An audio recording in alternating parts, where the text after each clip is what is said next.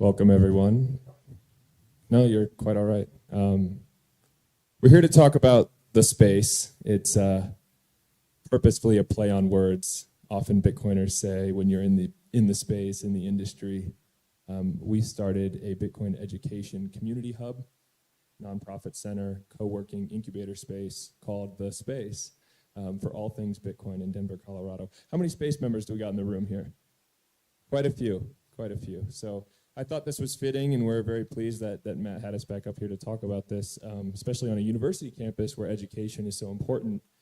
We saw that need out of our Denver BitDevs meetups, our thriving Bitcoin community in the Rocky Mountain Front Range, Bitcoin and Beer social hours. So this is a long journey to us building an actual campus, a physical community space in North Denver, where we do a variety of events that we'll get into. But just to introduce myself, I'm Tyler. I was up here talking about hash rate heating. I'm also one of the co-founders of the space, along with these other two gentlemen who will introduce themselves, and we'll get more into it. My name is Kuhns. I'm the COO at the space. So I handle all the day-to-day, the educational stuff, all our fun events and everything that we have over at the space. I'm Wyatt. I'm the Chief Marketing Officer at the space. I predominantly handle our marketing efforts and business development. So if you haven't seen the space, I'd like you to visualize it kind of like if you've heard of Bitcoin Park, it's very similar to that. It's a campus, a citadel for Bitcoin learning, development, education, and nonprofit initiatives. So it is kind of like a WeWork. We have co-working for our members throughout the day. We welcome guests. We try to do public educational events once a week. So typically on Thursdays, we do public educational events ranging from a Compass mining meetup. We got Curtis from Compass in the crowd, to more technical conversations around BitDevs and that area of expertise, to novice-friendly events, intro to Bitcoin, things like that. So the whole gamut there. And then we also do summits, which we'll talk about here as well. But it's a physical location. We have offices upstairs with full-time members who work there and are building on Bitcoin companies, Bitcoin projects.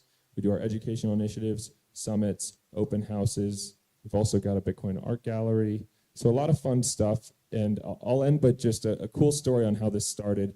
It was quite literally our very thriving Bitcoin community in Denver, Colorado. We had regularly over 50 attendees to our BitDevs meetup.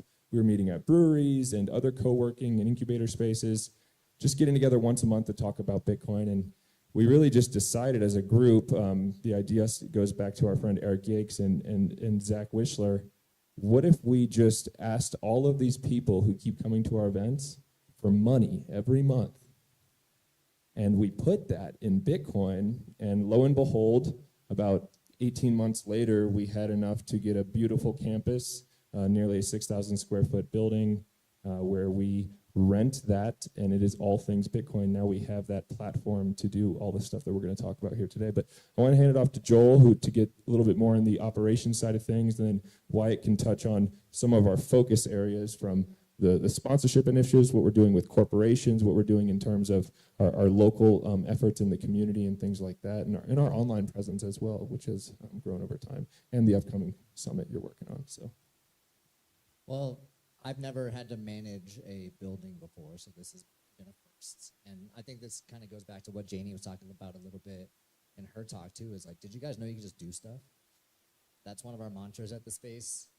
So we had our membership group that just met once a month typically, and there was a lot of conviction within that group, and that's the reason why we started the space. We got very lucky. We had a halving party where we were just celebrating the halving and stuff. I had like a big marketplace that was open, and we had met a person who decided that he wanted to start one of these types of event spaces in Denver after he visited Bitcoin Park. And he ended up just meeting us, and he said, well, I'm about to buy a building. Why don't you guys just go ahead and rent it from me?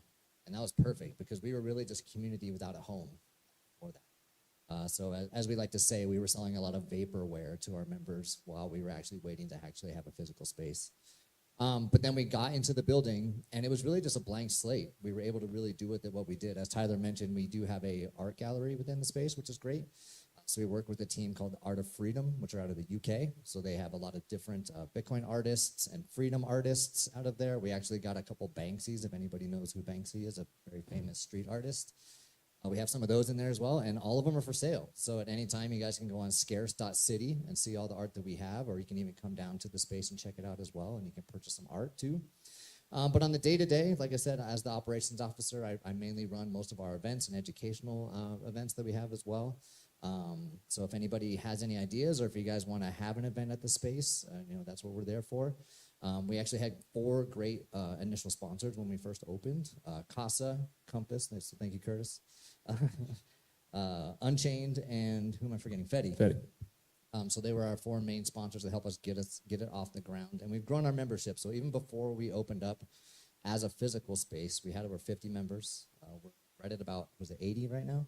80 members? Yep. Yeah. We're kind of floating around that level too, but we're looking to expand as well. So if anybody is interested in any kind of membership, just let us know. But Wyatt, I'll kind of hand it over to you about what you do and a little bit more there. Yeah, absolutely. I always tell people I think the space is probably the coolest project I work on in my career. I think we're really kind of capitalizing on 2 macro trends within Bitcoins. Like, one is community building. Unfortunately, for young people, it's great to be on a college campus and kind of see like some revival of this. I think summits like this are very important, but a lot of young people don't have sense of community, or even older folks, their community over time has been eroded, and there's a lot of societal factors that go into it. Community building is very hard. You have to be extremely intentional with it. You have to like take the time to make investment into people and get to know them and be on the same wavelength. And if you guys have ever worked with Bitcoiners, they're more stubborn than the average Joe, and so that could be very difficult sometimes. We've certainly had our fair share of clashes, all in low. But the space has really become, I would say, kind of a lightning rod force, within the greater Denver metro Bitcoin community, and it's been a great spot for us to kind of rally behind. And I consider myself a child of the internet. Internet's great, Bitcoin internet native protocol, but nothing beats getting together in real life. I think that's where things really happen, and so we're very proud and fortunate to have a space where we can come together and get a melting of the minds. And I would say the second trend we're really trying to capitalize on, and Adam talked about some of this too, is just like opting out. I would say our group tends to be a little bit more libertarian, less agreeable than your average Denverite. And Balaji Srinivasan, he coined like the network state ideology, and he was asked in a podcast one time, it's like, how do you take back San Francisco? And he's like, block by block. And so we planted like our orange flag in Denver, and we made it very clear like this is what we stand for. It's like we're Bitcoin only. ETH Denver's obviously probably one of the larger crypto events, and we made it very clear. It's like a lot of people came to us and it's like, hey, we'd like to have an event here. You guys have a sick space. And we're like, thank you. We know you're not welcome. And so we won't compromise on our values, and it's very important that we've made it clear to the greater public's like, this is what we stand for. If you're wanting to build and partake, that's great. Arms wide open. But like I said, we're not willing to compromise on that. It really has become the sandbox for everyone in the Rocky Mountain region to come and continue their education in Bitcoin, especially after college, right? So Matt's been a couple of times, which has been awesome to have him there for our events and summits, but also a sandbox for community involvement.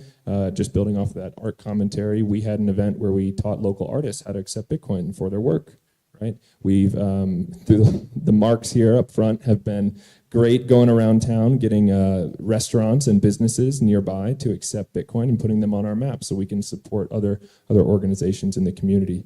So that is really the focus of the space. We have exciting events to talk about coming up soon. Do you want to talk about that, Joel? Sure. So just to continue the signal from this actual conference, we're actually having an open house on Thursday. So if anybody is willing to make the trip down to Denver, so starting at 4:30 on Thursday, we're just gonna have an open house where you guys can come check out the space, hang out with us, have some drinks and some food. So we'd love to have everybody that's here. I did create the Luma event for that out on our events page. Again, that's Luma, lu.ma. Just type in the space, and you can find us on there, and you can RSVP. But it gives you our address and everything right down there in Denver. So we'd love to have you guys there. On Friday, is Carlos in here? Oh, there he is. There.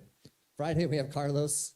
Carlos is going to be there talking about yeah, what he's talking about today. So he's going to continue that conversation here on Friday. So we're looking forward to that. A little bit later this month, in October, Wyatt is having a Bitcoin Financial Services Summit. That's going to be a multi-day event. Just before that, we actually have a golf tournament happening the day before. So if anybody's going to be around in the middle part of October, that's great. And then in February, Tyler's going to be having his Heat Punk Summit multi-day event there as well to kind of talk about that, more home mining setups. Last year was really great. We had like 3 hot tubs that were actually heated by Bitcoin miners out there. So in the dead of February, it snowed, I think, probably 6 or 8 inches the night before. And Yep. Yeah, it was great. But there's lots of different events that we have. And again, if anybody is interested in running an event or having an event at the space, just let us know. It really is why, like, the perfect example of, we were just guys going to Bitcoin and beer, drinking beers, and we kept showing up at meetups, drafting an organizational structure, kind of self-selecting and buddying up with the people who are going to put in the most amount of work. And this is what manifested out of it. Talk about that a little bit more, and how we've been able to just create this sandbox to do these kinds of events. Your upcoming summit, we're going to have the second Heat Punk Summit, which has been fantastic. Building your business that you're going to talk about here later today, myself included. We're not the only ones doing this. It really has been facilitated out of the space. No, it has, and that's why I think the space is really special. And it's like, the space can be replicated. Oh, caveat, it's a lot of hard work, so buyer beware. And one thing we've been trying to be very intentional about, within the ethos of Bitcoin, we try to embrace those same principles. The way we run the space and our organization. If you go on our website on the resources page, we were trying to open source as much as many things as possible. Things we've tediously gone through, like a member handbook, that sort of thing, to make the next hub that much easier to get off the ground. But one of my favorite graphs floated around on Twitter lately. It was like the Bitcoiner personality type, and they're like all ENTJ or INTJ. And I'm not a big Myers-Briggs guy, but I think that's like interesting. And I think it really kind of underlines, Tyler's point. It's like, Bitcoiners are a unique group of folks, and it's like very rewarding getting to, meet and interact and be around other Bitcoiners, and that energy is infectious. And like, you'd be surprised how much, if you just put the effort in to, start with a meetup at your local brewery or whatever. It's like, when you get those folks like in the same room, like what can happen. And, there's like old business saying like, you're surprised you can get done in like 1 month and 1 year, and you're going to be shocked what you can get done in like 5 years, as long as you like keep at it. And I think like I was saying earlier, Bitcoiners are pretty persistent. We've been lucky to have a group of folks that are willing to put the time in and work in, and ultimately, build something, fruitful for the community. I hope everyone here has an opportunity to come visit it. If you're ever flying into DIA, it's actually a 5-minute walk from the train station to downtown. It's pretty easy to get to if anyone traveled through that airport for our upcoming events. And if not, you can check out our website. It's denver.space. We'd love to be a hub and a resource for other groups and communities in other locations, other cities, continuing education for the students that graduate here at University of Wyoming. Any other closing thoughts? I was just going to say, you can also access our events page on that denver.space as well. So if you guys want to see any events that are coming up, you can go there. Yeah, I'll just kind of, end on, one cool thing that, like geographically. And I've been in Denver for, 4 years now, so I'm just going to kind of like embrace this. But, people say, I don't say this, people say this, that, Wyoming's kind of like the little brother of Colorado. Again, not my words, but, one thing that is cool that, you guys are definitely a part of, that we talk about a lot is, like the Front Range has like a very high, cypherpunk to MPC ratio is what we call it. There's a lot of cool people doing cool stuff, in this region. So, we're not that far away. We got up here in about, 2 hours this morning. So I'd really encourage you guys to come check it out. It'll be worth your time. Great. Thank you.